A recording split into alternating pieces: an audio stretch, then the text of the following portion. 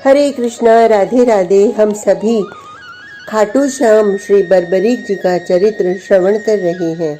आज का प्रसंग है असली युद्ध किसने लड़ा।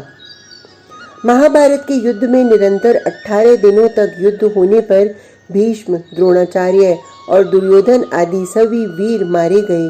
तब धर्मराज युधिष्ठिर ने कहा, पुरुषोत्तम, इस महान संग्राम से आपने ही हमें पार उतारा है। हे नाथ, हे हरे, हे श्री कृष्ण, आपको नमस्कार है। महाबली भीमसेन को धर्मराज की बात कुछ भारी लगी।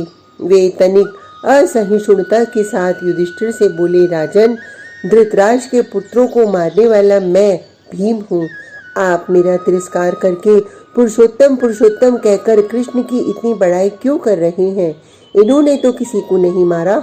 धृष्टद्युम्न, अर्जुन, सात्यकी और मैं, जिन लोगों ने युद्ध में पराक्रम दिखाकर विजय पाई है, उन्हें छोड़कर आप ऐसा क्यों कह रहे हैं? भीमसेन की अनुचित बात को सुनकर अर्जुन से रहा न गया। वे बोले, भैया भीमसेन, आप ऐसा बिल्कुल न कहिए। आप भगवान श्री कृष्ण को यथार्थता नहीं जानते। मेरे और आपके या किसी अन्य के द्वारा शत्रुओं का वध नहीं किया गया। युद्ध के समय मैं देखता था कि मेरे आगे आगे कोई एक पुरुष शत्रुओं को मारता हुआ चला करता था। मुझे पता नहीं वो कौन था। भीमसेन ने अर्जुन से कहा, तुम निश्चय ही बड़े भ्रम में पड़े हो। भला युद्ध में शत्रुओं को कौन मारता? यदि आपको विश्वास न हो तो चलो पर्वत शिखर पर स्थित पौत्र बर्बरीक से पूछ ले। उसने तो सारा युद्ध देखा ही है।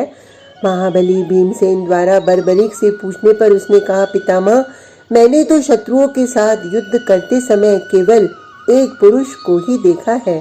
उस पुरुष के बाईं ओर 5 मुख और 10 हाथ थे, जिसमें वह शूल आदि आयुध धारण किए था। उसने भस्म धारण कर रखी थी और मस्तक पर चंद्रकला शोभित पा रही थी। उस पुरुष की दाहिनी ओर एक मुख था, जिस पर मुकुट झलमला रहा था। उसमें 4 भुजाएं थीं, जो अस्त्र शस्त्रों से सुसज्जित थीं। उसने अपने मस्तक पर चंदन लगा रखा था और गले में कौस्तुभ मणि की छटा छा रही थी। पितामह, उस पुरुष के अतिरिक्त कौरव वाहिनी का विनाश करने वाले किसी अन्य पुरुष को मैंने नहीं देखा। बर्बरीक के मस्तक के द्वारा यों कहते ही आकाश से पुष्प वृष्टि के साथ ही देवताओं की दुंदुभियां बज उठी और साधु साधु की ध्वनि से आकाश भर गया। युद्ध की असलियत जानकर भीमसेन ने भगवान श्री कृष्ण से अपने किए पर क्षमा मांगी, जिसे भगवान ने हंसकर उन्हें क्षमा कर दिया। तदंतर भीमसेन को साथ लेकर भगवान श्री कृष्ण ने बर्बरीक के समीप जाकर कहा, वीर, तुमको इस क्षेत्र का त्याग नहीं करना चाहिए। हम लोगों से जो अपराध हो गए हों उन्हें क्षमा करना। तुम हमेशा ही पूजनीय रहोगे। आज का प्रसंग इतना ही। कल तक के लिए हरे कृष्णा, राधे राधे।